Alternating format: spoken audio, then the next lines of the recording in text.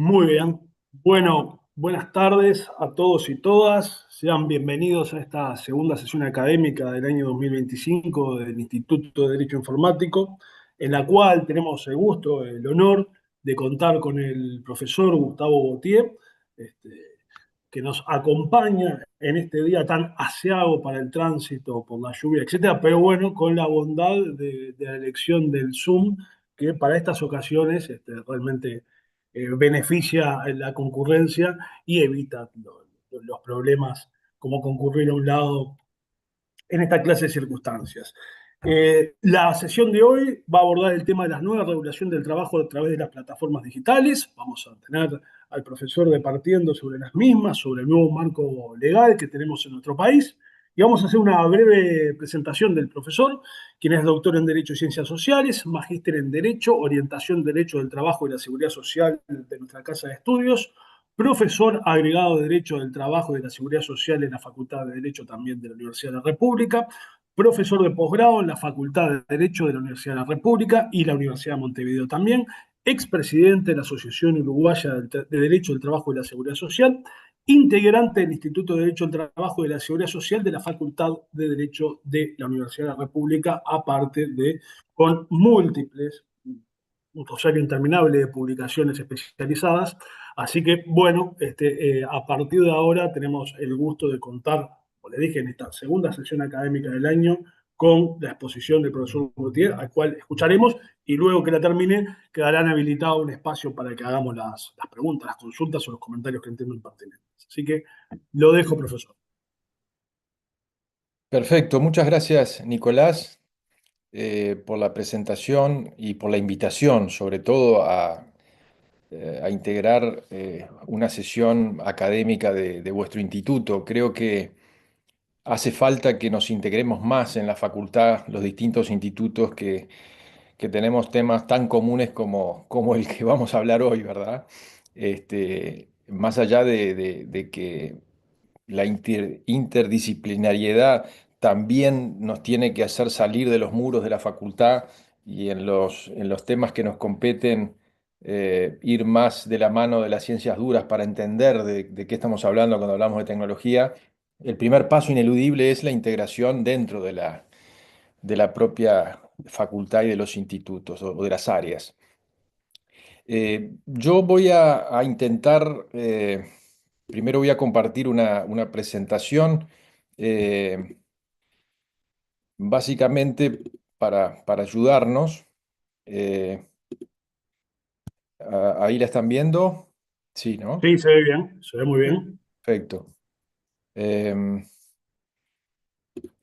para no entrar tan crudamente a la nueva norma, me gustaría primero ubicar el tema, porque ustedes tendrán presente de que la norma ha sido objeto de una discusión importante y de una oposición importante por parte de las nuevas autoridades que acaban de asumir el gobierno. Entonces, para entender el problema que hay atrás o que puede estar subyacente en la norma, me parece importante ubicarlo eh, eh, en el contexto del trabajo y de esta nueva forma o esta nueva modalidad de trabajo que pretende regular la ley. Por eso, si me permiten, voy a hacer esta introducción.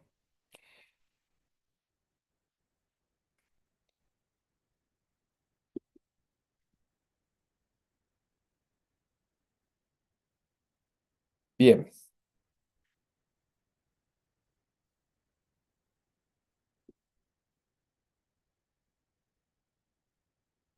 No sé, se ocultó la barra donde puedo iniciar la presentación. Capaz que se. Ahora sí, Ah, ahora sí.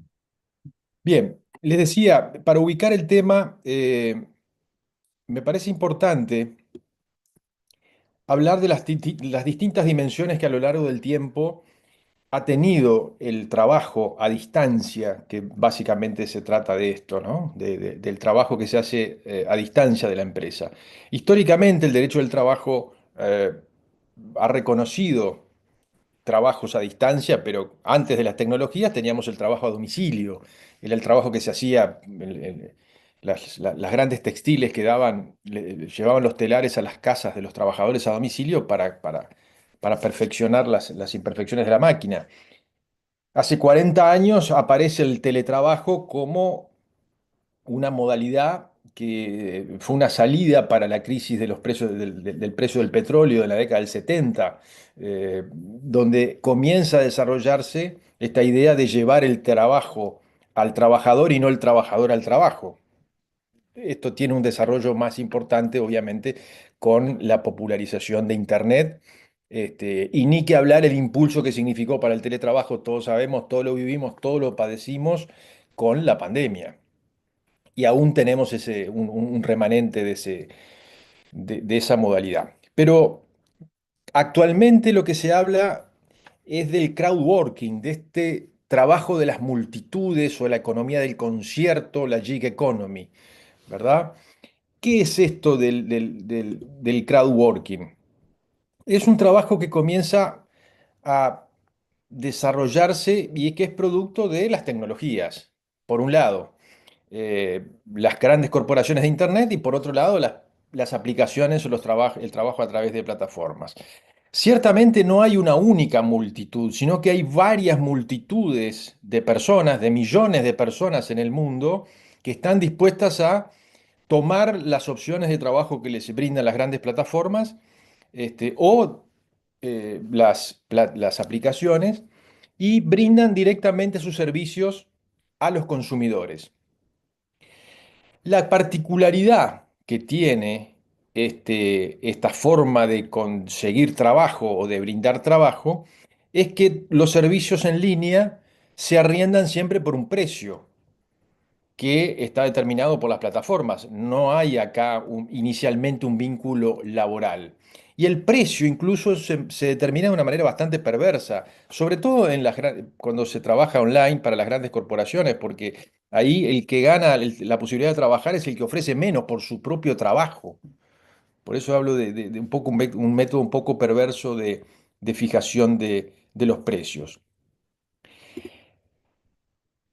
Esto, desde el punto de vista dogmático, implica dar un paso más en la descentralización del trabajo, ¿no? Porque el modelo de negocios ya no es como hasta hace unos años, que sigue siendo en algunos aspectos, luego de que irrumpe el sector terciario de la economía, donde hay empresas que se especializan en brindar eh, sus servicios o sus productos a otras empresas y no al consumidor directo.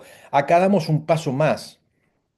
Aquí es la persona individual la que se va a comprometer a prestar un servicio. Y como dice Adrián Todolí, este profesor de la Universidad de Valencia, que se especializa en estos temas de tecnología, la descentralización empresarial que antes conocíamos como tercerizaciones, subcontratación, etcétera, se lleva hoy al extremo, que es la atomización del mercado. Básicamente hay dos modalidades de crowdworking. La que requiere una ejecución local, o también denominada crowdworking offline, donde se requiere que el prestador esté en un lugar físico determinado. Por ejemplo, si yo quiero brindar servicios de transporte privado, tengo que estar en una ciudad determinada. Por ejemplo, Montevideo, por ejemplo, Maldonado, por mencionar los departamentos o las ciudades que tienen una regulación a nivel municipal en el Uruguay. Y aquí tenemos tanto el transporte privado de personas como el reparto de bienes a domicilio.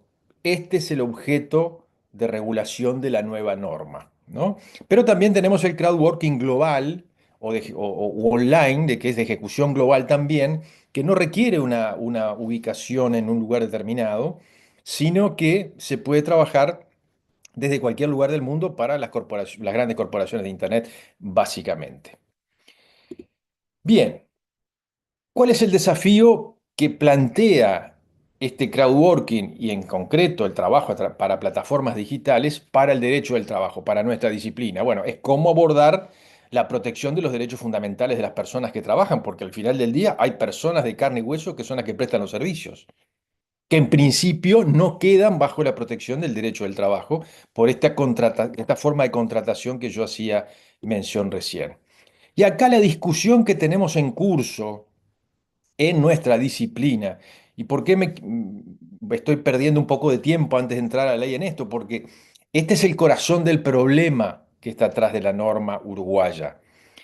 La discusión en curso a nivel de la doctrina y de la jurisprudencia es si estamos frente a una lógica, vamos a seguir en la lógica binaria, esto es, este trabajo necesariamente tiene que ser dependiente o independiente, porque esa es un poco la lógica binaria, o si tenemos que pensar en una pluralidad normativa, en el sentido de que si tenemos un trabajo que cambió, una forma que cambió, eh, necesariamente la lógica indicaría que deberíamos pensar en una nueva forma de regular esas nuevas formas de trabajo. En esta lógica binaria, el esfuerzo está concentrado en si es aplicable o no el derecho del trabajo a estas nuevas formas, ¿no? Y para hacerlo aplicable hay que de alguna manera forzar o reformular conceptos tan clásicos y tan caros al derecho laboral como es la subordinación, la ajenidad, el carácter personalísimo del contrato y el tiempo de trabajo. Porque estas nuevas formas de trabajar hacen temblar estos cimientos en términos de que puede haber un trabajo que ya no es tan personal, puede haber una elección de cuándo y cuánto trabajar por parte del prestador, en fin, cosas que van complicando la aplicación de los criterios tradicionales. ¿Cuáles son las herramientas o los recursos normativos de la lógica binaria? Es decir, de seguir pensando en trabajo dependiente e independiente. Bueno, para determinar si estas nuevas formas de trabajo eh, se rigen o no por las normas laborales, está el sistema de test o presunciones, ¿verdad? En esta línea podemos encontrar la recomendación 198 de la OIT, que establece una serie de indicios de laboralidad. ¿Por qué es importante esta recomendación para Uruguay? Porque la totalidad de las sentencias que han reconocido el vínculo laboral entre los choferes y Uber se basan jurídicamente en esta recomendación. Por más que no es derecho positivo, no es un convenio internacional que necesita ratificación, sino que es una recomendación, pero bueno, como doctrina más recibida, ha sido aplicada por los tribunales uruguayos. O, por ejemplo, el Bill AB5 de California, que luego fue derogada por una proposición 22 para el estado de California también. En España hay una reciente ley que se aplica exclusivamente para los riders, que establece una presunción de laboralidad que puede ser destruida, o puede ser revertida por el demandado, pero en principio habría una presunción de laboralidad de los repartidores que trabajan a través de plataformas. Incluso una directiva reciente de la Comunidad Europea, de la Unión Europea, establece también este criterio de presunción de laboralidad, cuyos indicios debería regirse por los indicios que en cada país de la Unión se tienen en cuenta para considerar una relación de tipo laboral. Luego también hay normas que directamente han establecido que cuando hay trabajo que es heterodirigido a través de plataformas digitales, se aplica la normativa laboral directamente, el caso de Italia. Y después tenemos las regulaciones que contemplan una, entre comillas, libertad de las partes de elegir un estatuto dependiente o independiente. Es el caso de Chile, fue el primer caso, después vino Uruguay, que es a imagen y semejanza de la norma chilena, y recientemente México, que también establece una doble pista, una doble posibilidad, pero ya no queda tan librado a la libertad de las partes, sino al monto de el salario mínimo, ¿no? Si se percibe por encima del salario mínimo, se aplica el estatuto laboral, si no, no. Bueno, es una cuestión bastante novedosa que todavía no ha tenido mucho desarrollo. ¿Qué ha pasado con la jurisprudencia? Porque la jurisprudencia ha ido de alguna manera a la vanguardia respecto de la regulación. Eh, si tenemos en cuenta que el buque insignia de las plataformas, la empresa Uber, comienza a funcionar y a desarrollar su actividad en San Francisco en el año 2008. Ya en el 2015 aparece el primer, 2014, 2015 aparecen los primeros casos, acciones de clase básicamente en Estados Unidos, donde se ha discutido la laboralidad o no del vínculo. Este es el problema central, ¿no? ¿No? Si los trabajadores que trabajan a través de aplicaciones son trabajadores dependientes o no. Y la verdad que los distintos fallos a lo largo y ancho del mundo no permiten establecer que haya una tendencia clara, porque hay casos que han entendido, jurisprudenciales, donde se ha entendido que hay relación laboral, otros han dicho que directamente no, y también algunas cortes han entendido que aquí no estamos frente a eh,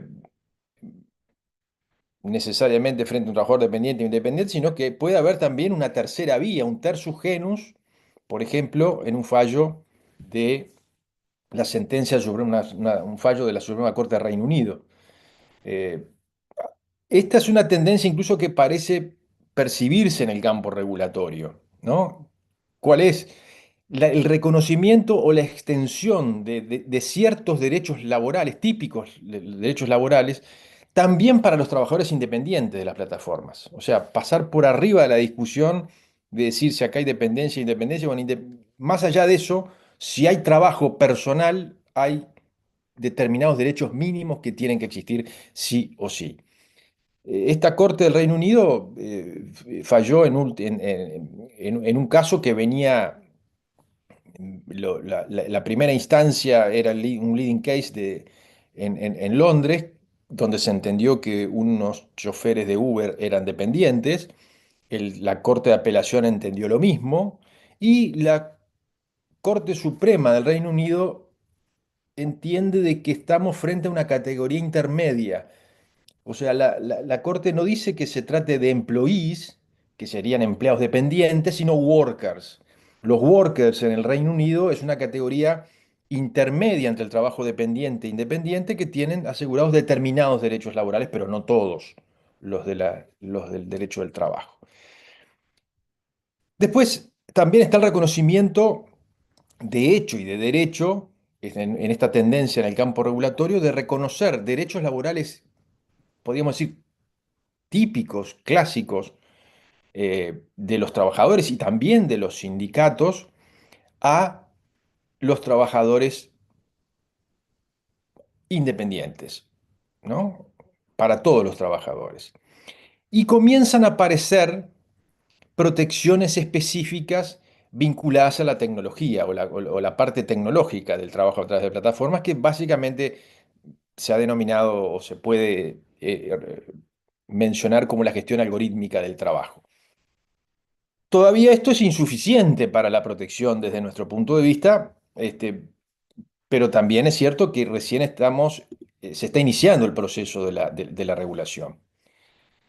En mi opinión, el tema tiene que plantearse desde la perspectiva de la pluralidad normativa, ¿no? Porque este cambio en el trabajo nos enfrenta a una nueva perspectiva de la protección. Esto no implica abdicar del carácter protector de la disciplina del derecho del trabajo, sino pensarla desde una perspectiva más amplia, esto es, de la protección del trabajo más allá de la dependencia o independencia, o del trabajo lato sensu. Hay una iniciativa de la OIT que está en curso. Cuando digo que está en curso, es que la semana que viene, en la conferencia general de la OIT anual, hay un punto del orden del día que es la regulación del trabajo en plataformas digitales. Esto no asegura que tengamos un convenio en la semana que viene ni el mes que viene, ni tampoco una recomendación, porque quizás la discusión se pueda pasar para el año siguiente, pero lo cierto es que ya desde el año 2022 el Consejo de Administración había inscripto en el orden del día de la conferencia de este año este punto. Y desde el 22 hasta hoy, la OIT ha venido haciendo todo un trabajo de análisis de la normativa internacional que podría ser aplicable a el trabajo a través de plataformas digitales. ¿Y qué ha dicho la OIT? O la parte de los órganos técnicos de la OIT. El Consejo de Administración concluye, a través a través del trabajo de la oficina de la OIT, que existen, para regular el trabajo a través de plataformas en las normas internacionales, lagunas normativas relativas al ámbito de aplicación personal de las normas internacionales del trabajo y las denominadas lagunas temáticas. ¿Cuáles son las lagunas normativas? Hace referencia a aquellos convenios, o sea, se hizo todo un estudio de la totalidad de los convenios internacionales del trabajo de la OIT para determinar cuáles podrían ser aplicables a pesar de que no exista trabajo dependiente.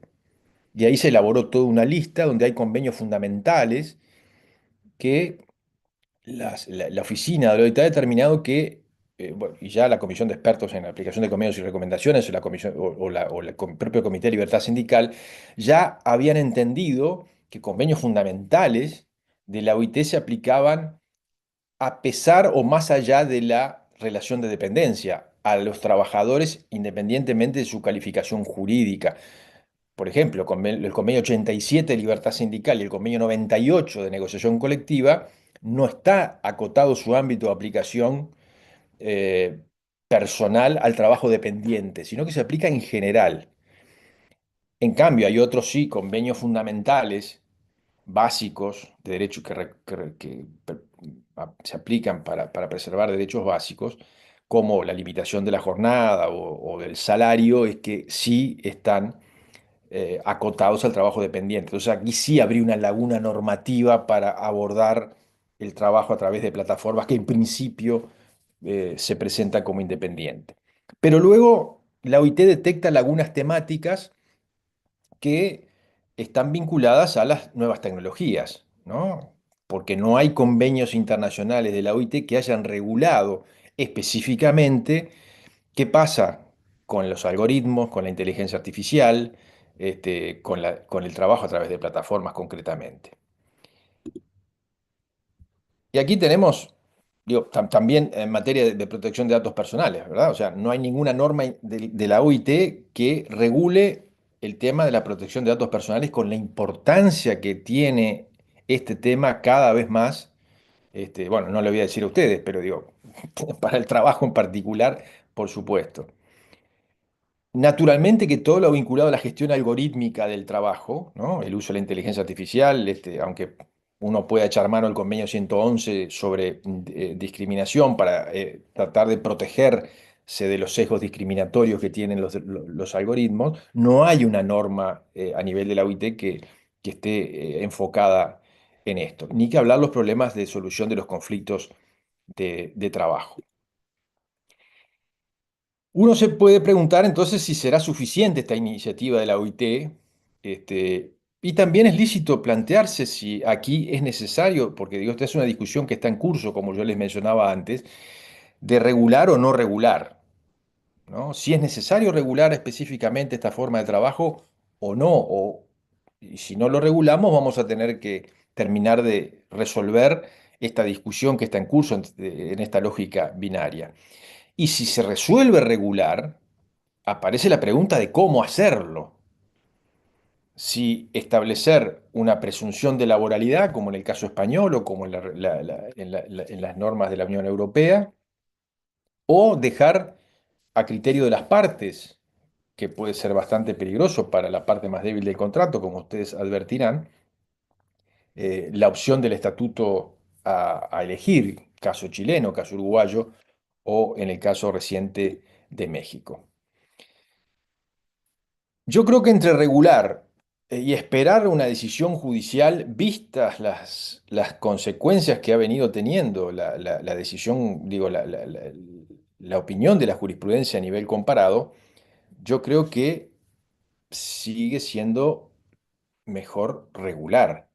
Después nos pelearemos de cómo hacemos la regulación, pero si no intentamos una nueva regulación, nos vamos a quedar con las grandes limitaciones que todos sabemos que tiene la decisión judicial, que hoy puede ser para un lado, mañana puede ser para el otro. En todo caso se aplica el caso concreto, pero no beneficia a la mayoría. En fin, estas limitaciones propias del efecto de la sentencia. Es más, en Uruguay recientemente, creo que fue hace, no sé si 15 días, uno de los casos donde se discutía la laboralidad de un chofer con Uber llegó a la Suprema Corte de Justicia. Nosotros hasta ahora teníamos una jurisprudencia casi unánime en primera y segunda instancia de los tribunales del trabajo, que entendían que entre los choferes y la empresa Uber, y hablo de la empresa Uber porque fue siempre la demandada en los juicios, existía una relación de dependencia.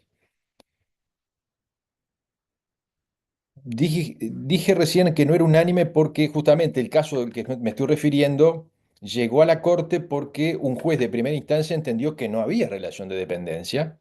Eso permitió la apelación y luego la casación. Y la corte casó la sentencia de segunda instancia por entender que era válida la cláusula arbitral que estaba en los contratos de adhesión que firman los choferes con la empresa y que prevalece en todo caso la cláusula arbitral, y declaró la falta de jurisdicción de los tribunales estatales para juzgar en ese caso. Bien, pero entremos ya a la ley 20.396, que establece, que digo, lleva por título de que se establecen niveles mínimos de protección para los trabajadores que desarrollen tareas mediante plataformas digitales, asegurando condiciones de trabajo justas, decentes y seguras. Bueno, uno después de revisar el contenido podrá estar de acuerdo o no con el título, ¿verdad? Es decir, si se cumplen con estas expectativas. Esta norma fue publicada el 18 de febrero del 2025, fue promulgada el 13 de febrero y entró en vigencia el 14 de mayo, ¿no? Acaba de entrar en vigencia y está en curso el plazo de la reglamentación. La ley le daba 120 días al Poder Ejecutivo, que estarían venciendo la semana que viene, no, la siguiente. ¿Cuál es el estado de situación, visto eh, las declaraciones públicas que han hecho, por ejemplo, el ministro y el subsecretario de Trabajo, y algún otro integrante del gobierno sobre esta norma? Bueno, la semana pasada tuvimos oportunidad de recibir en el Instituto de Derecho del Trabajo justamente al ministro y a el subsecretario, que por otra parte es el grado 5 de nuestra materia, el doctor Hugo Barreto. Y bueno, entre, entre las posibilidades de formularles alguna pregunta, se le hizo específicamente la pregunta de cuál era la idea del gobierno respecto de esta norma. Es decir, se iban a promover una modificación. Primero, claramente dijeron que no estaban de acuerdo con la ley. Eso es punto uno. Punto dos, respecto de qué hacer con la norma, la iniciativa no estaría en modificarla en este momento, sino en establecer una reglamentación. Reglamentación que anunciaron que ya había sido enviada al Poder Ejecutivo y que estaba a consideración del Poder Ejecutivo. Obviamente que no desconozco el contenido de esa reglamentación, pero entiendo que de alguna manera el Poder Ejecutivo, eh, conociendo la opinión y algunas opiniones que han trascendido, iría por el lado de establecer algunos criterios o presunciones de laboralidad si se dan determinadas condiciones. Esto implicaría, a su vez, abre toda una gran discusión en términos de la potestad, los límites de la potestad reglamentaria del Poder Ejecutivo, pero bueno, eso nos sacaría del foco, me parece, de la charla de hoy. ¿Cuál es el objeto de la ley? El objeto es establecer niveles mínimos de protección para los trabajadores que desarrollen tareas mediante plataformas digitales. Pero además, y esto es de alguna manera lo interesante, se define la plataforma digital, ¿no? y también o concomitantemente las empresas titulares de plataformas digitales, en el artículo segundo, porque dice, a los efectos de la presente ley se consideran plataformas digitales los programas y procedimientos informáticos. Esto creo que no es muy técnico, ustedes son especialistas en esta parte, creo que no es nada técnico, pero en fin, lo dejamos para las preguntas o el debate posterior. Pero la novedad que plantea eh, la norma en cuanto al ámbito de aplicación, primero se concentra en los servicios de entrega de bienes o transporte urbano y oneroso de pasajeros. Estos son los dos trabajos a través de plataformas que están dentro del ámbito de aplicación de la norma. Claramente la norma no aplicaría en principio para el crowdworking online, ¿no? Estamos hablando del crowdworking acá offline y en particular o específicamente transporte, o sea, el servicio subyacente de transporte privado de personas y de entrega de mercaderías. Pero en el segundo inciso del artículo tercero, la novedad es que para la ley el término trabajador incluye tanto a quien lo hace en el marco de una relación de trabajo por cuenta ajena o dependiente, donde se aplica la normativa laboral, como a quien lo hace de manera autónoma o independiente. O sea que para la ley lo importante es la persona que trabaja, independientemente bajo qué vínculo lo haga. Esta es una definición, ¿no? Importante, que vamos a ver que de luego hay otro artículo que refuerza este criterio. Y la ley lo que regula en la mayor parte de su articulado son condiciones comunes a las formas de trabajo dependiente y autónomo. En realidad, si lo vemos desde el punto de vista cuantitativo, hay 9 artículos que regulan, y cuyos títulos están aquí en esta lista, que regulan o aplican tanto para el trabajo dependiente como al independiente. Después hay 3 artículos que regulan condiciones específicas para el trabajo dependiente y otros 3, más o menos, que establecen condiciones del trabajo dependiente también para los trabajadores autónomos. Ese es un poco el mapa de la ley. Vamos entonces a ingresar en estos temas que son comunes, o sea, se establecen derechos comunes para los trabajadores dependientes y para los autónomos. Lo primero que se establece es que las empresas titulares de plataformas tienen que respetar en la implementación de los algoritmos el principio de igualdad y el de no discriminación. Esto me parece muy importante que se establezca como principio esto de la igualdad y la no discriminación, porque todos sabemos que uno de los riesgos más importantes que plantea los algoritmos y los sistemas de inteligencia artificial son justamente los sesgos que puede tener la forma de programación o la forma en que fue entrenado el algoritmo o de las fuentes de información y de datos de donde abreva la inteligencia artificial, que puede crear sesgos discriminatorios en forma voluntaria o involuntaria, pero me parece que esto es importante. Y específicamente se establece una obligación de informar a los trabajadores, reitero, dependientes o independientes, acerca de si hay sistemas de seguimiento automatizados, por un lado, que controlen, supervisen y evalúen el desempeño de los trabajadores, y también la existencia de sistemas automatizados de toma de decisiones que se utilicen para respaldar decisiones que afecten las condiciones de trabajo. Esto no necesariamente es una novedad.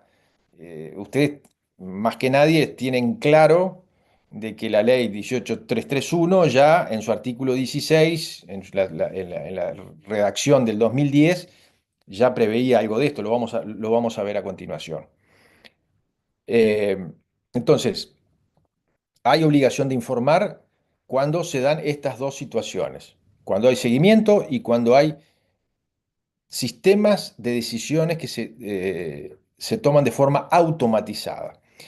El límite es lo que está al final, ¿no? Obviamente, es entendible que dicha información no comprenderá la revelación del código algorítmico de la plataforma o el código fuente.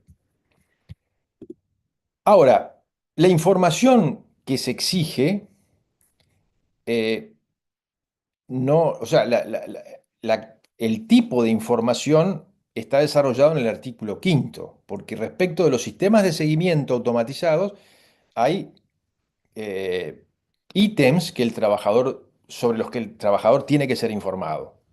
Si los sistemas están en uso o en proceso de implantación, cuáles son las categorías monitoreadas, supervisadas o evaluadas en dichos sistemas, y respecto de los sistemas automatizados de toma de decisiones, si están en uso o no, cuáles son las categorías de decisiones que son tomadas o respaldadas por dichos sistemas. Tres, y esto es importante, los principales parámetros que dichos sistemas tienen en cuenta, la importancia relativa de esos parámetros principales en la toma de decisiones automatizadas, incluida la forma en que los datos personales o el comportamiento del trabajador de la plataforma influyen en las decisiones, para de alguna manera tener claro a qué se tienen que atener, de qué se tienen que cuidar o qué tienen que observar los trabajadores cuando están trabajando.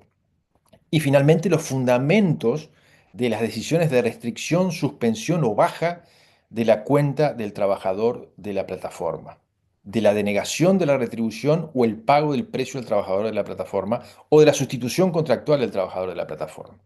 El fundamento de las decisiones, por más que sean de los sistemas que provengan de sistemas automatizados. El artículo 6 básicamente regula que esta información tiene que estar facilitada en un documento que puede ser electrónico y también que tiene que ser puesta a disposición del Ministerio de Trabajo y Seguridad Social cuando éste lo solicite. Tampoco es obligatorio como la planilla que hay que presentarla sí o sí. Y luego en el artículo 7 se regula algo que es muy importante y que es una tendencia a nivel comparado, o sea, respecto de los sistemas de inteligencia artificial, en el sentido de que tiene que existir, cuando se utilizan estos sistemas, un derecho, o sea, nace un derecho a la explicación, ¿no? Porque, y no cualquier explicación. Cualquier decisión tomada o respaldada por un sistema automatizado de toma de decisiones que afecte significativamente a las condiciones de trabajo del trabajador de la plataforma tiene que ser explicado. Y esa explicación tiene que ser brindada por una persona humana. Es lo que dice el segundo párrafo. Las empresas deberán proporcionar a los trabajadores acceso a una persona, o sea, la explicación humana es la que está consagrada en este artículo 7. Y no es cualquier persona humana, porque las empresas tienen que garantizar que esa persona de contacto tenga la competencia, la formación y la autoridad necesaria para ejercer esa función.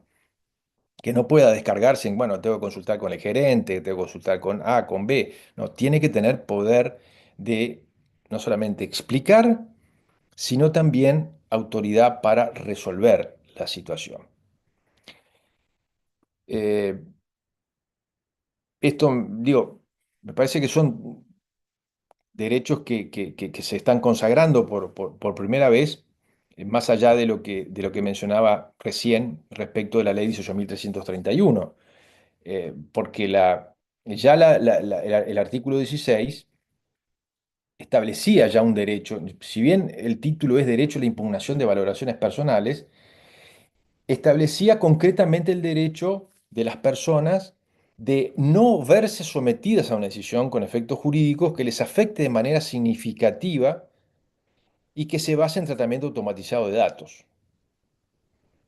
Y complementaba diciendo que el afectado puede impugnar los actos administrativos o decisiones privadas que impliquen una valoración de su comportamiento, cuyo único fundamento es un tratamiento de datos personales que ofrezca una definición de sus características o personalidad. Eh, Creo que siempre puede ser impugnado en definitiva, pero acá incluso habría que analizar más en profundidad cuál puede ser la interacción entre estas dos normas, ¿no? Porque yo no lo he profundizado por el lado del artículo 16 específicamente, en el sentido de si el derecho a no verse sometidas, cuál es la alternativa. En el caso, pensar esto en el caso del trabajo a través de plataformas digitales es prácticamente imposible, porque eh, el medio tecnológico, la herramienta de trabajo, implica justamente la toma de decisiones automatizadas o el tratamiento automatizado de datos. Entonces, no sé cómo se podría conjugar este derecho, más allá de que el título del artículo establezca el derecho a la impugnación, y más allá de la impugnación, si alguien podría resistirse en base a esta norma a no a que sus datos no tengan un tratamiento automatizado. Lo dejo abierto, ustedes son los especialistas en esto y me encantaría escucharlos. También la ley consagra el derecho a la intangibilidad de la reputación digital de los trabajadores, ¿no? La reputación digital es la imagen de la persona que una persona puede tener en Internet, ¿no? Como resultado de toda esa baja información que puede subir o no, que se puede colectar o no, que puede tener diversas fuentes, una de las cuales es el propio trabajo, el propio desempeño. Y aquí la ley no solamente protege esa reputación digital de toda afectación, menoscabo a la dignidad del trabajador y cualquier lesión de la honra, sino también le otorga este carácter de capital privado y portable del trabajador. Y entonces se permite que la persona pueda acceder a todos los datos colectados de la plataforma, por ejemplo, este, y la ley lo limita a durante, obviamente durante el plazo de la vinculación, pero también hasta un año después de la finalización, para que el trabajador pueda acceder a esa reputación que está contenida en en la base de datos de la plataforma. Tan importante es esta reputación digital que el otro día en el curso de grado de la facultad, un estudiante, cuando estábamos dando este tema precisamente, hacía mención a algo que yo desconocía absolutamente, de que la reputación digital de los repartidores es un bien, es un capital que tiene valor en el mercado, al punto de que suele ocurrir de que esa reputación digital se vende. Porque se trata de una buena reputación digital para el repartidor ya estar siempre disponible en los mejores horarios, en fin, eso asegura que el trabajador pueda tener o pueda recibir encargos en los mejores horarios y la mayor cantidad de encargos posible, lo que redunda en un aumento del ingreso.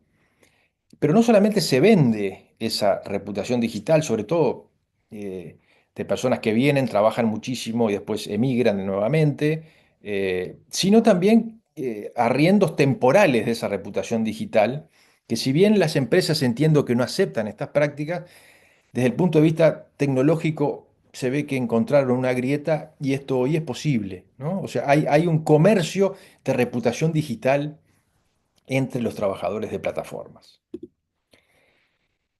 Luego se regulan los términos y condiciones de la contratación.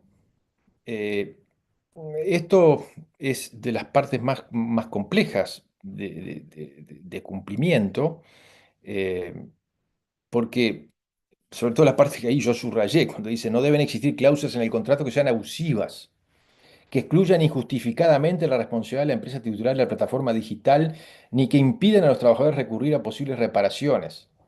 Si alguno ha leído los términos y condiciones de la afiliación o eh, los términos de condiciones de acceso a ser chofer o repartidor está plagado de estas cláusulas de exención de responsabilidad. Básicamente porque en el caso del transporte, la plataforma de transporte siempre ha dicho históricamente, cuando se ha defendido en los tribunales, de que ella no es parte del contrato de transporte que celebra el prestador con el consumidor, sino que simplemente ellos son intermediarios que ponen en contacto la demanda y la oferta de servicios y luego el contrato de transporte se celebra entre prestador y consumidor y que la plataforma no tiene absolutamente nada que ver. Y luego, al final del artículo, aparece esta disposición, en algún punto curiosa, que me gustaría también discutir con los colegas de Internacional Privado, para ver la virtualidad o la eficacia que pueda tener decir por parte de una ley uruguaya que tienen competencia en la esfera internacional, que los tribunales uruguayos tienen competencia en la esfera internacional en relación con cualquier controversia originada entre un trabajador y una empresa titular de una plataforma, derivada de estos contratos cuando el reclamante sea trabajador y su domicilio en la República Oriental del Uruguay. La verdad, de lo que recuerdo del internacional privado, no me parece que el Uruguay, que una ley uruguaya pueda tener este alcance. Es más, a propósito de la sentencia de la Corte, de la Suprema Corte de Justicia Uruguaya, que recién les comentaba, que tuvo por válida la cláusula arbitral, algún colega ha dicho que, bueno, que eso no tiene mucho efecto ni mucho sentido, porque igual con este inciso de este artículo 9 de la ley, de esta ley, el tema se solucionaría, porque ya esto implica que son siempre competentes los tribunales de la República Oriental de Uruguay, cosa que me parece un error, porque esto no impide que exista una cláusula arbitral. Sin entrar en la discusión que es muy polémica también acerca de la viabilidad y la eficacia que pueden tener las cláusulas arbitrales en los contratos de trabajo, cuando, más allá de la discusión de si estamos frente a un contrato de trabajo o no. También en materia de evaluación de riesgos y medidas de prevención, la ley eh, pone el acento en los nuevos riesgos, fundamentalmente que se derivan de la aplicación intensiva de las nuevas tecnologías en los distintos trabajos y en particular en el trabajo a través de plataformas digitales, porque aquí los riesgos psicosociales y ergonómicos están a la orden del día y aparecen estos nuevos riesgos psicosociales derivados del monitoreo constante, la decisión automatizada, el gerenciamiento algorítmico, etcétera, que abre todo un nuevo campo de riesgos y también de medidas de prevención específicas. Es más, se encarga eh, bueno, luego la reglamentación dice, se encarga a la reglamentación algo más, pero digo, el artículo 10 establece concretamente o da cuenta de que no es admisible la utilización de sistemas automatizados de seguimiento y toma de decisiones que ejerzan una presión indebida sobre los trabajadores y pongan en riesgo la salud física y mental de los trabajadores de plataforma. Esto me parece que es importante también en función de lo que uno comienza a ver de cuáles son las consecuencias que tiene trabajar a través de estos mecanismos en la salud de las personas. En cuanto a las condiciones y herramientas de trabajo, no avanza demasiado. La norma sí deriva a la reglamentación los requisitos mínimos que tienen que cumplirse por parte de las empresas, incluyendo, esto me parece es importante, sobre todo para los repartidores, servicios de bienestar a brindarse, tales como lugares para la alimentación, resguardo e higiene según el caso. Nosotros estamos muy acostumbrados a ver a los repartidores en cualquier lugar, en la calle, fundamentalmente, reunidos en las esquinas, este, sin lugar para guarecerse, sin lugar para cargar el celular, sin baño, en fin. Bueno, esto es parte de la reglamentación del Poder Ejecutivo de avanzar en esta materia en cuanto a la protección de los trabajadores dependientes o independientes. Finalmente, el artículo 12 habla de que las empresas tienen que capacitar a los trabajadores previo al inicio de la relación laboral sobre, bueno, una serie de cuestiones, normas de tránsito, seguridad personal, salubridad, higiene en los casos de transporte de sustancias alimenticias, farmacéuticas o similares. eh, no ofrece demasiados problemas.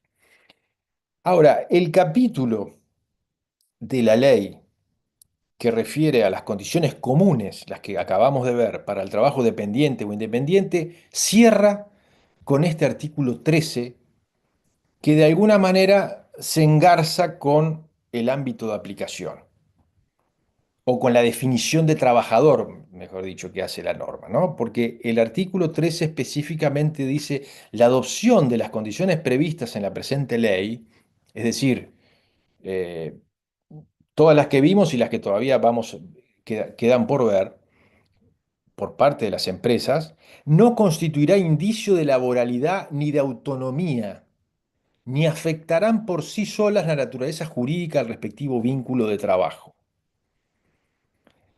Aquí hay como una especie de presunción negativa, una especie de decir, bueno, no, ninguno de estos indicios va a ser, puede ser tomado o valorado como un indicio de laboralidad, ni tampoco como, como un indicio de independencia. Porque en el trabajo a través de plataformas digitales tenemos de las dos. Tenemos indicios que tradicionalmente se consideraron por la doctrina y la jurisprudencia como indicios de laboralidad, pero también tenemos otros tantos indicios que tradicionalmente la doctrina y la jurisprudencia consideró como representativos de una relación autónoma. Entonces, ahí tenemos la discusión.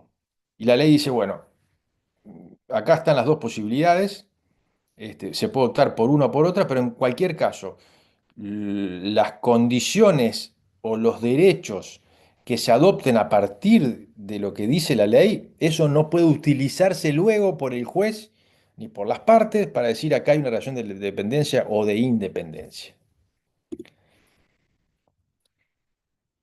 Brevísimamente, ¿cuáles son las condiciones del trabajo dependiente? Como yo le decía, son apenas 3 artículos que refieren al tiempo de trabajo, al límite semanal de trabajo y a la retribución mínima, ¿no? Esto se aplica solamente para los empleados o para sí, para los que elijan el estatuto del trabajo dependiente, que en términos de elección todos sabemos que poca gente va a caer aquí porque el negocio de las empresas de plataformas no resiste las cargas del trabajo dependiente. Eso está bastante claro.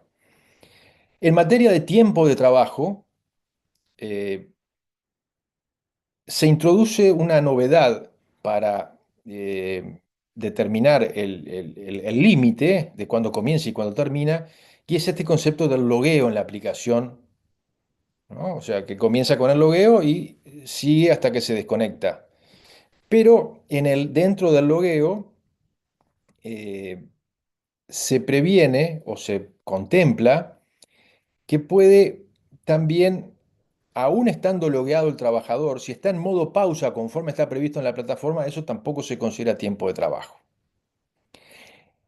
En este tema hay que tener presente que la reglamentación, concretamente de la Junta Departamental y del Gobierno de Montevideo, departamental, establecen que los trabajadores los choferes de aplicaciones de transporte no pueden trabajar más de 8 horas continuas o 12 horas alternadas por jornada, ¿no? Entonces, aquí hay que tener presente que también tenemos normativa de rango departamental.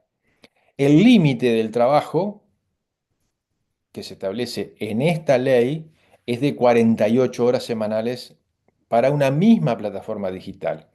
48 horas semanales de trabajo, que es el límite máximo que rige para el servicio subyacente de transporte. En general, casi todo el transporte de carga o de pasajeros está bajo el criterio de las 48 horas de trabajo máxima. Pero dice para una misma plataforma digital y lo que ocurre acá es que los trabajadores tanto de plataformas como de transporte como de entrega de mercaderías, es común que trabajen para más de una plataforma digital.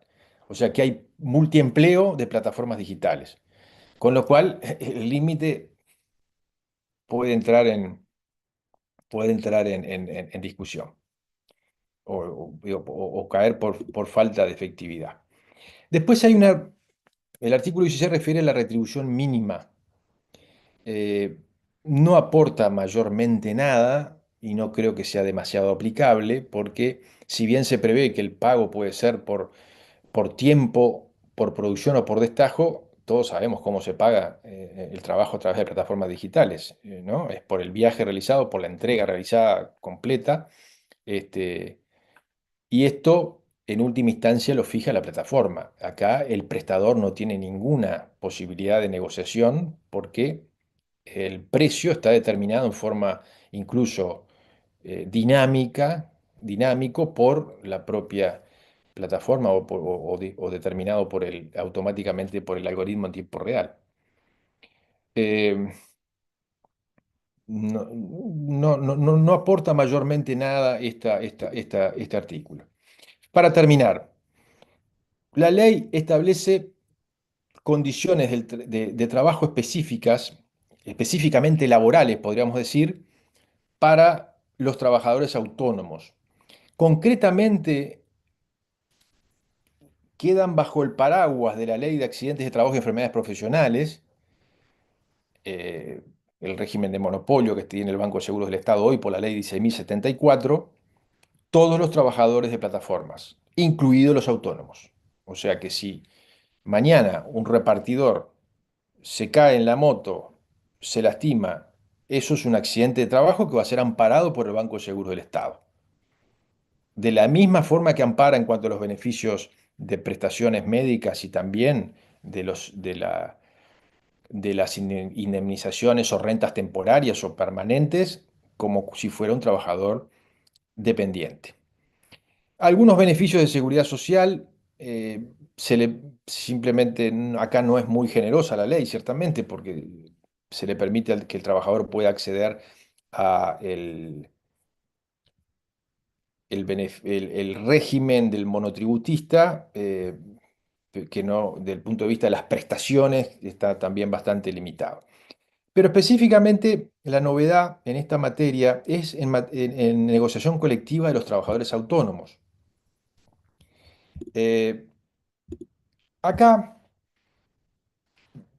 el artículo de la ley dice, los trabajadores autónomos tienen derecho a ejercer la libertad sindical y a negociar colectivamente con la empresa titular de la plataforma digital en la que desarrollan sus tareas.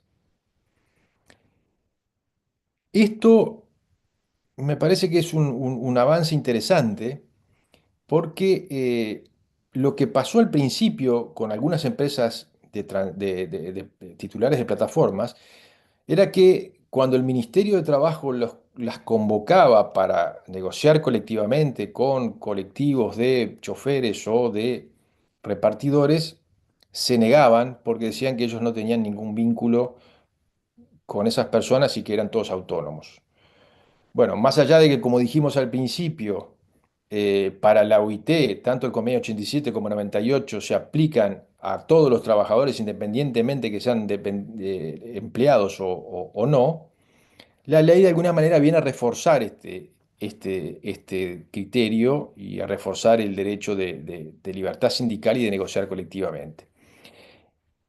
Y el segundo inciso, más allá de esta potestad de suscribir convenios colectivos, para los trabajadores de plataformas, obviamente siempre que sean más favorables que las dispuestas por la ley, ¿no? Pues la ley establece mínimos, esto es, es lo que normalmente ocurre en el derecho del trabajo.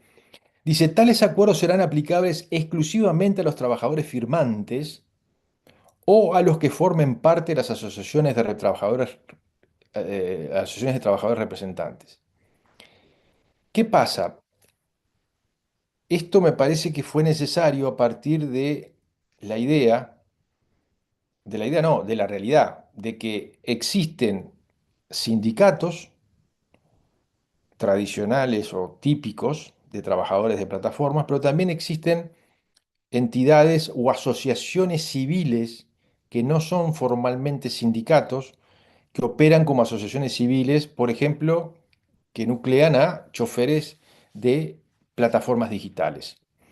Y entonces, desde el punto de vista de los efectos que pueda tener el convenio colectivo, si bien el convenio colectivo, cuando es negociado por una organización sindical, tiene efectos para toda la categoría de trabajadores representados en esa unidad de negociación, determinada por la empresa o por si es a nivel de rama o a nivel de la rama, y beneficia y se aplica a todos los trabajadores que están en ese ámbito de aplicación, no ocurre lo mismo o no se podrían aplicar los mismos criterios cuando la entidad que negocia el convenio colectivo no es un sindicato, sino que es una asociación civil. Y de alguna manera el efecto de ese convenio es natural que aplique para los integrantes, o los integrantes de la asociación civil, los trabajadores firmantes, y son todos los que finalmente lo firmen. Esta es un poco la novedad que se plantea en materia de negociación colectiva.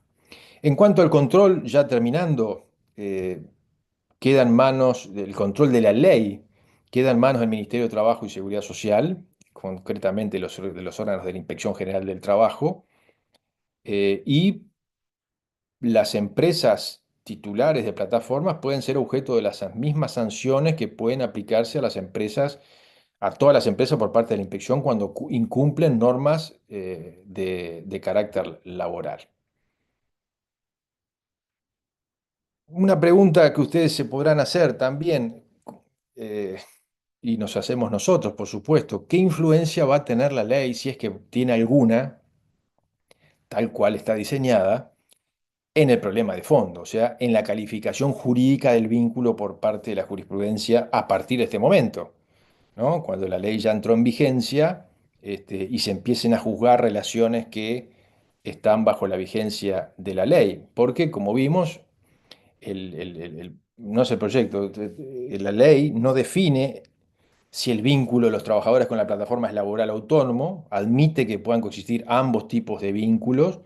Y el artículo 13, que reitero, la adopción de las que dice que la adopción de las condiciones previstas en la ley no constituirán indicios de laboralidad ni autonomía ni afectarán por sí solas la naturaleza jurídica del respectivo vínculo de trabajo.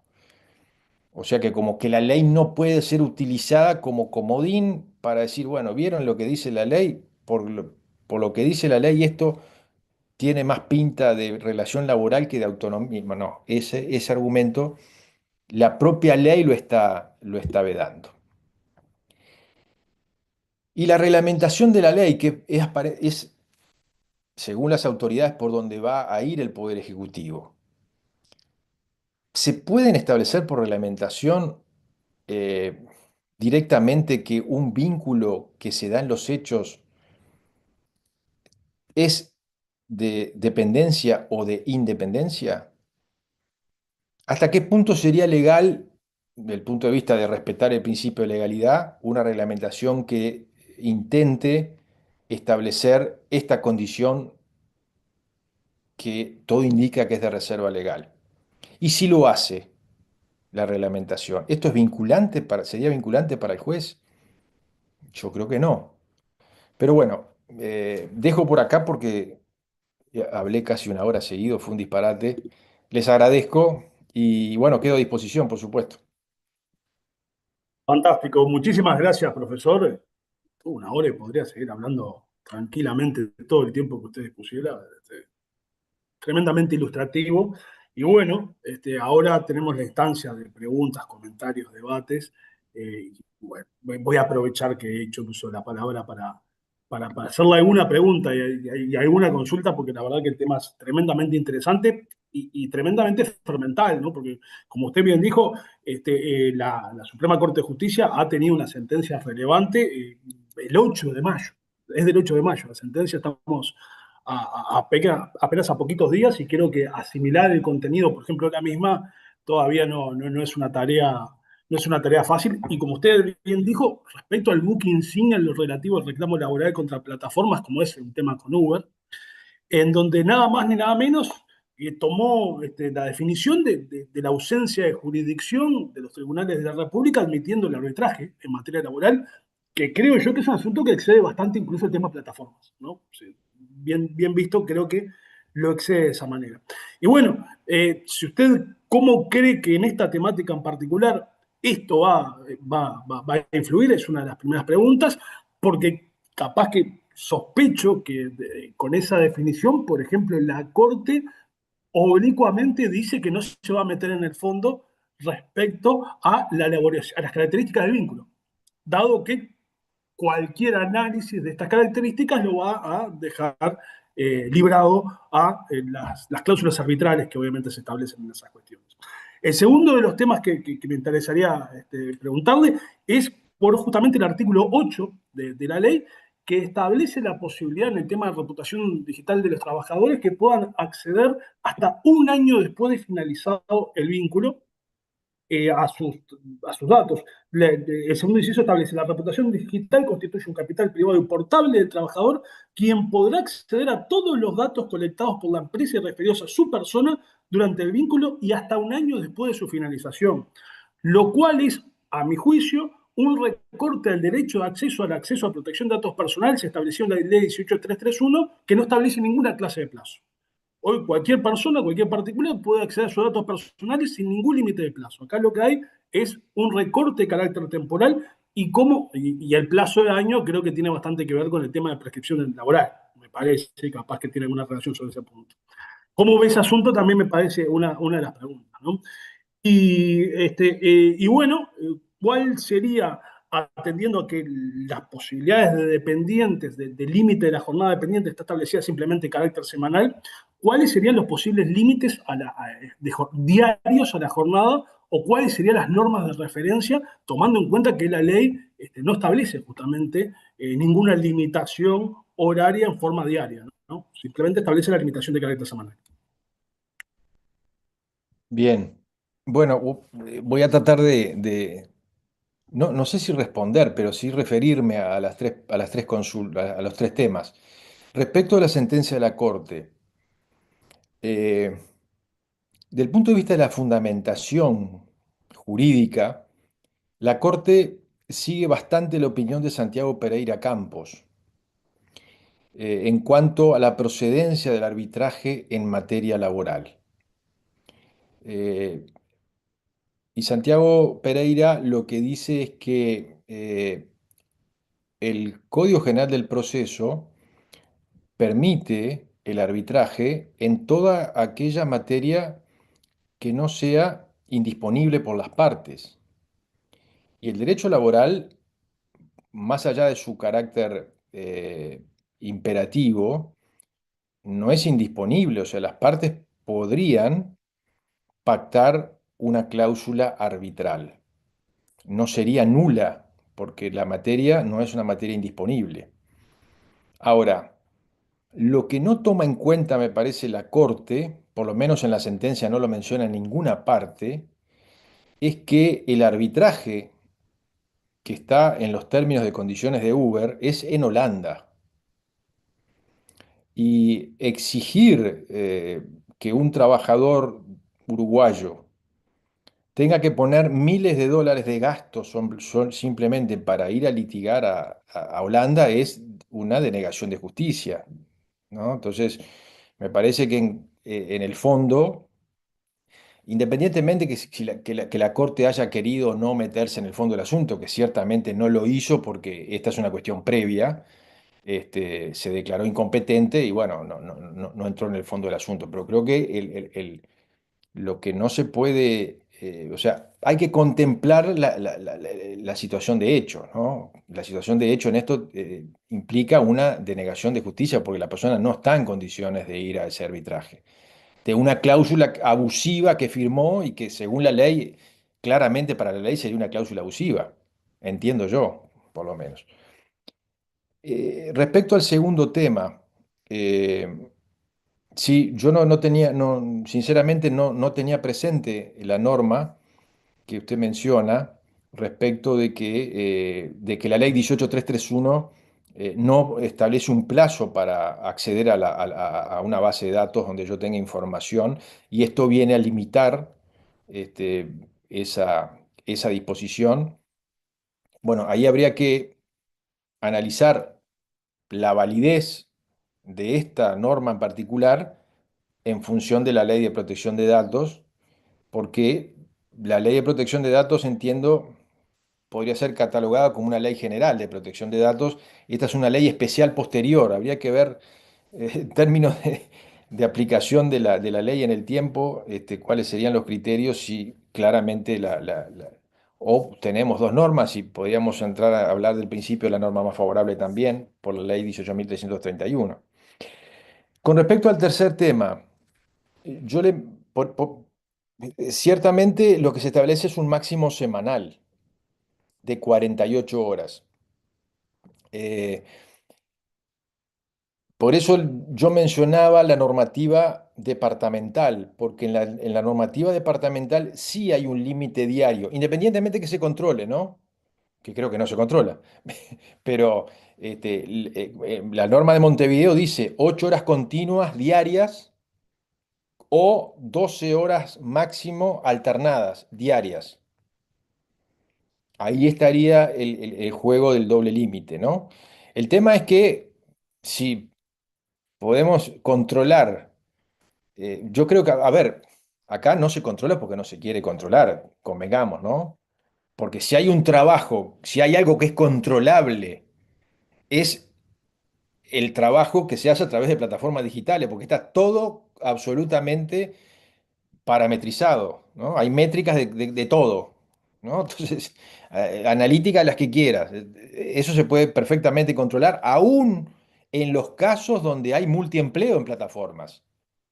Entonces, aquí hay un tema también de voluntad política de hacerlo, más allá de que esté en la norma, ¿no? Porque es algo que perfectamente se podría controlar, porque acá no solamente están involucrados aspectos vinculados a los derechos de los trabajadores o los prestadores, sino también del público en general, ¿no? Porque nadie quiere que los choferes profesionales estén manejando 12, 14, 16 horas, porque es un peligro para la circulación del resto de la sociedad. O sea, acá hay otros valores que están involucrados también. Este, pero bueno, creo que contemplando la normativa general con la normativa departamental se puede ir en la línea de la limitación o del control más efectivo de la normativa vigente, ¿no? Al menos en Montevideo. Sí, en Maldonado también, que son los únicos que han regulado el tema a nivel departamental. Tengo a la doctora Tosi que está levantando la mano para preguntar.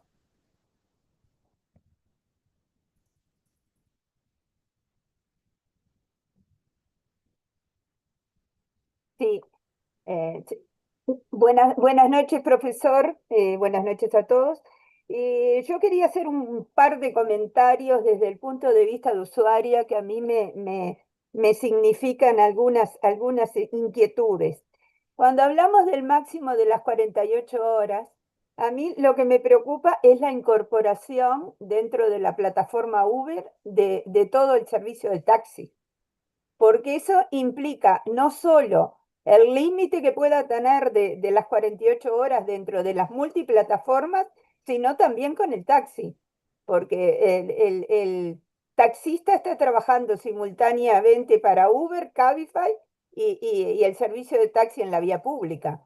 Entonces, creo que es un riesgo que la regulación no, de repente, por un lado, para el derecho laboral, pero por el otro, para la seguridad del pasajero.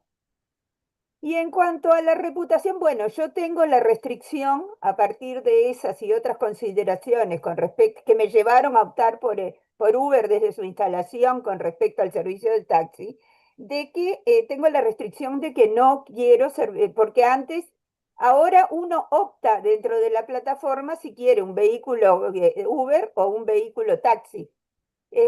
Yo tengo la restricción y no me lo envían más en la medida que puse la restricción, un taxi en lugar de un vehículo de Uber. Ahora, hay otro tema en cuanto a la reputación.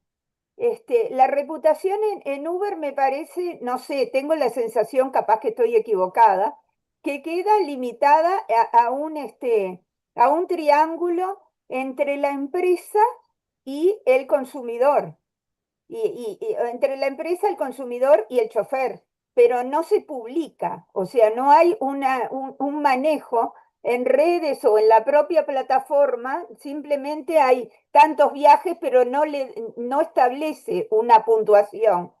Cuando uno va a consumir, sabe que el chofer hizo 4.000 o 12.000 viajes, pero no le viene una puntuación del chofer. En cambio, en Mercado Libre, uno califica y la reputación después se ve en la propia plataforma del proveedor o cómo estuvo la entrega y bueno, cómo estuvo o sea, y ahí uno tiene 5 ítems para elegir, entre los cuales está la actitud del rider. Entonces, es distinta la calificación que se hace en una y otra plataforma. Ahora, la tercera precisión es del punto de vista del derecho internacional privado. O sea, me parece que las normas de derecho internacional privado, más allá del disparate que signifique para cualquiera de nosotros, no solo para el chofer de Uber o el taxista, tener que ir a un arbitraje internacional, cada vez más las multinacionales, las que estamos utilizando, Zoom, Facebook, los correos, nos hacen ir a un arbitraje internacional. Entonces, es un tema, creo que de las nuevas modalidades de la economía digital que nos ponen en esos aprietos desde el punto de vista del derecho internacional privado. Y bueno, podríamos hacer una CIDIP 3 y tratar de modificar esas condicionantes como país, pero es difícil. Gracias. Gracias. Muy bien. ¿Algún comentario más? ¿Alguna pregunta que tengamos? Germán Machado está levantando la mano.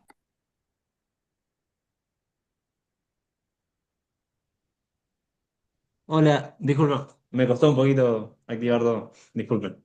Bueno, yo en verdad iba a hacer un par de preguntas, disculpa que estoy un poco oscuro también. Iba a hacer un par de preguntas que quizá no tienen tanto profundidad o tanta definición como hicieron los profesores anteriormente, pero aún así tipo son cosas que vi de por medio y me interesaron o me dieron curiosidad, que son dos aspectos principalmente. Al principio de la presentación se hablaba de con respecto a la definición del teletrabajo o tipo de esta relación y de cómo se da, y usted refirió a que es una definición como muy amplia y que estaría interesante plantearlo en este espacio. Yo personalmente interpreto que está bien o es interesante también que la definición sea amplia con respecto al principio de neutralidad tecnológica, que en verdad no sé si sería aplicable específicamente a esta situación, porque no sé si se regularía, porque nosotros lo que tenemos ahora en mente es una aplicación que nosotros tenemos un vínculo con una empresa mediante la misma, pero no sé si quizá en algún futuro las relaciones laborales de teletrabajo,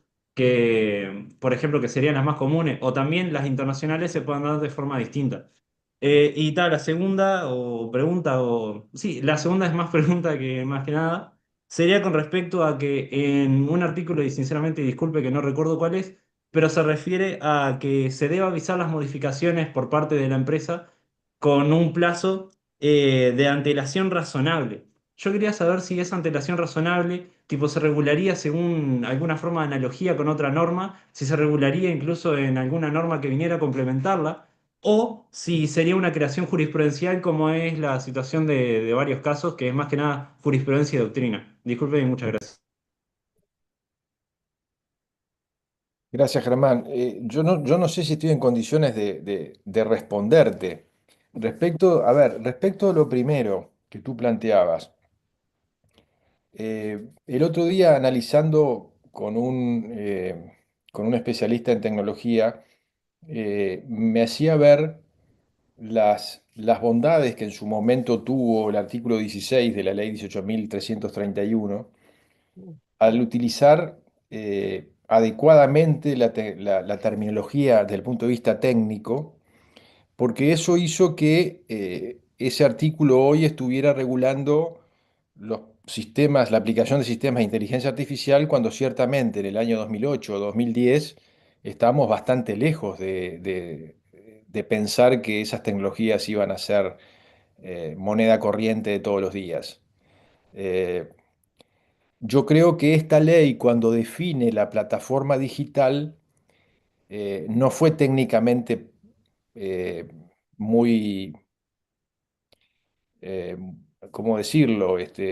Muy apropiada, ¿no? Hizo una definición eh, muy genérica, que ahí podrían entrar distintos tipos de empresas o de tecnologías. Este, Tú mencionabas el principio de neutralidad tecnológica. Eh, no sé si el legislador estuvo pensando, tuvo en cuenta eso cuando legisló. Yo tiendo a pensar de que no, pero bueno, ustedes son los especialistas en esta materia y yo por supuesto que no. La última consulta, a ver, recordámela, era la segunda. Sí, respecto a que en un artículo de la ley, que sinceramente no recuerdo, disculpe por eso, se habla de que se debe avisar las modificaciones con un plazo razonable, pero lo que me pareció curioso es que no aparecía un plazo específico. Y quería saber de dónde aparecería, digamos, ese plazo, si de jurisprudencia, si de doctrina, o si de un decreto, una norma que venga a regularlo posteriormente.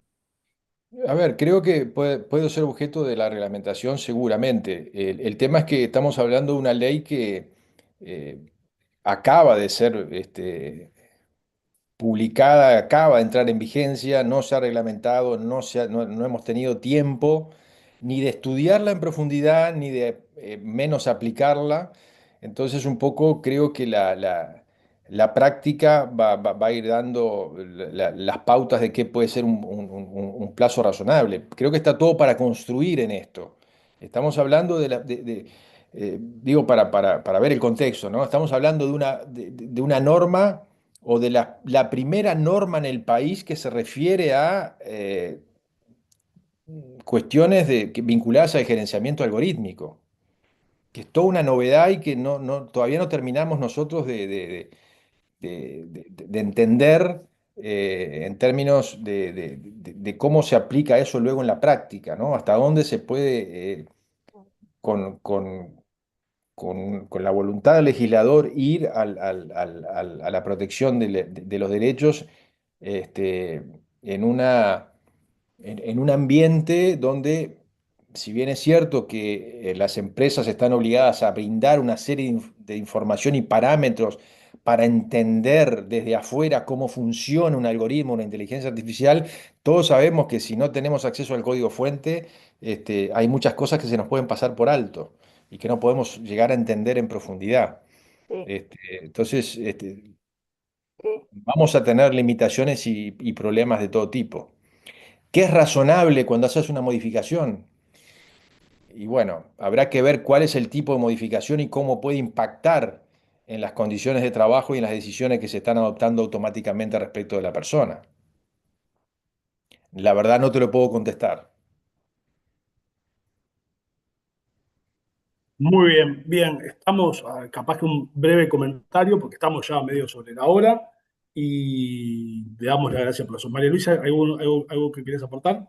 Sí, lo que quería decir que plazo razonable yo pensaba que se podría buscar en la normativa laboral, por ejemplo, que rige el transporte público, podría ser una fuente de inspiración, o en la normativa de carácter de la entrega en los bienes que se entregan a domicilio. Capaz que hay algo desde el punto de vista comercial que a mí se me escapa, pero pensaba en buscar en esos ámbitos para encontrar un concepto de plazo razonable, porque en definitiva el plazo razonable debiera ser el mismo para todos los trabajadores que cumplen una función similar, ¿no? ¿Qué opina, profesor?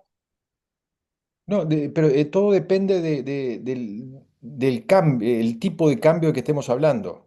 Si son cambios de condiciones de la entrega, cambios en las condiciones de un viaje en particular, Claro, cambio de condiciones de una entrega a ver, ¿cuánto tiempo tienen que, a ver, puede haber.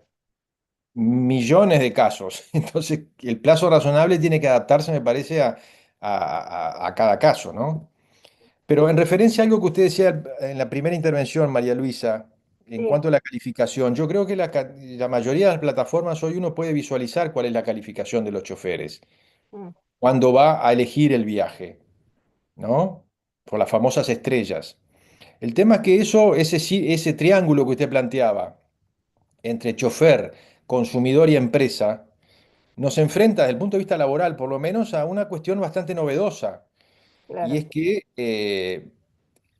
el trabajador, el trabajo de la persona puede ser calificado, como decía un juez brasileño de Belo Horizonte en una sentencia del 2017, estamos frente a una novedosa forma de calificar el trabajo humano, que sí, es hecha por todos y por nadie. sí, Todos metemos las estrellitas, pero nadie nos hacemos responsables de que metemos una, dos o cinco estrellas. sí, algunos más y otros menos. En la concepción anterior, el desempeño del trabajador era privativo del empleador, era el empleador o sus representantes que calificaban al trabajador y ese Mm, supervisor que calificaba al trabajador se hacía responsable de su sí, calificación. sí, sí, Resulta que ahora un trabajador puede ser desconectado de la plataforma porque quizás varios se coordinaron o no para ponerle baja calificación y eso el algoritmo lo leyó como que era determinante para sellar la suerte de un trabajador. sí, Eso nos pero enfrenta también, a problemas que son inéditos para sí. la disciplina nuestra, por lo menos, ¿no? Pero eso también afecta a todos los, a toda, en definitiva, si nos ponemos a pensar, también afecta al proveedor del insumo que se compra y que se entrega a través de la plataforma. Y si nos ponemos a pensar en las redes también, nos afecta a los docentes y a todos, o sea, porque en Ah, definitiva, sí, sí. cada vez más la reputación digital está en juego en distintos ámbitos, o sea, es una, yo creo que eso es propio de la sociedad de la información más que propio de la calificación laboral, porque todos, o sea, nosotros somos docentes y tenemos una calificación estudiantil que era en un formulario, pero hoy por hoy también tenemos una calificación en las redes que de repente bochamos a alguien y nos cortan la cabeza. O sea, también eso pasa, ¿viste? No sé.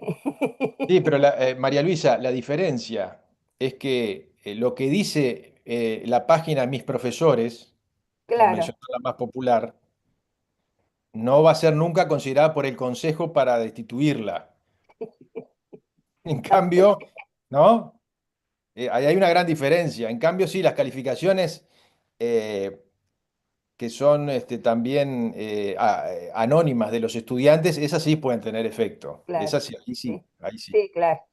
O sea que Muy bien. en definitiva nosotros somos también desde hace muchos años parte de este problema. Muy bien. Tenemos una cortita más de Rodrigo y vamos Sí, a acá dejar cerrar. al profesor justamente para que Sí, pueda cómo finalizar. no. No, breve mención nomás, por respecto a la reputación digital, si será importante esto de protegerla o regularla. El otro día me tomé un Cabify, no un Uber, para mencionar a otra alternativa, y el conductor me mencionaba que trata de evitar manejar los días lunes, particularmente, y los días lluviosos, ya que la gente está un poquito más exasperada y tiende a calificarlo negativamente o con menor calidad. Sí, entonces vemos que no solamente eso afecta al trabajador, sino también a la cuestión comercial de la oferta del propio servicio. Entonces, el propio conductor no solamente evita los días lunes, sino que los días lluviosos, porque él me dijo palabras textuales, todo el mundo anda apurado, la gente está mojada y quiere llegar 15 minutos antes de lo que del momento de subirse el auto. Así que bueno, sí, habrá que ser más detallista con alguna normativa futura. Nada más eso. Estamos pasado de tiempo. Muchas gracias, profesor. Excelente presentación. Muchas Gracias. gracias, Rodrigo. Bueno, en definitiva, corresponde agradecer nuevamente al profesor Gustavo Gautier, especialmente por su generosidad, aparte de abordar un tema que, como bien dijo, estamos hablando de una norma que apenas tiene un semestre, no tenemos todavía, obviamente, que insumos de carácter jurisprudencial u otros trabajos un poco más desarrollados que nos puedan ver sobre los impactos. comparto con ustedes lo que estableció al principio de su alocución respecto a la necesidad de intercambio entre distintas disciplinas de nuestra casa de estudio, en primera instancia, para luego justamente desarrollarnos e interactuar con otras disciplinas de la ciencia más informáticas y más duras. Y bueno, y más allá de ese agradecimiento y quedar a exposición como instituto, no tenemos más nada que saludarlos a todos y ya invitarlos para la próxima sesión académica que tendremos el 10 de junio con el profesor Gabriel Valentín, en el cual abordaremos ahí temas ya de derecho procesal en esta transversalidad que tiene nuestra asignatura llamada por ahora Derecho Informático. Así que saludos a todos y todas, nuevamente gracias y nos estamos viendo prontamente. Gracias a todos, muchas gracias. Muchas gracias, Nicolás, y a todos los. Bueno, veo a María ahí también a otros amigos como Pedro Montano, bueno, que estuvieron hasta ahora, así que les agradezco también a todos. Nos vemos. Muchas gracias, Gustavo. Nos Excelente como vemos. siempre. Muchas gracias. Nos vemos. Muchas gracias a todos, nos vemos la próxima.